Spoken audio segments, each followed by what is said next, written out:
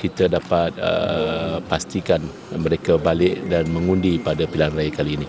Apakah usaha Pakatan untuk menarik balik pengundi luar? Ya, kita berjumpa dengan keluarga mereka. Kita mohon kepada mereka supaya dapat menghubungi anak mereka ataupun keluarga mereka supaya kita dapat pastikan mereka balik dan mengundi pada pilihan raya kali ini.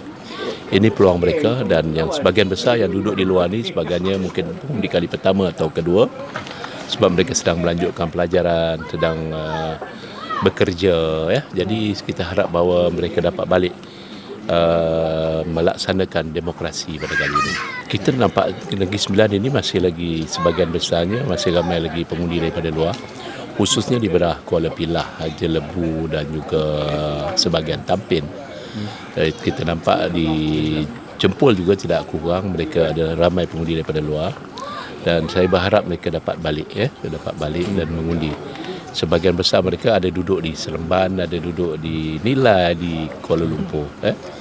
Jadi saya harap mereka dapat balik.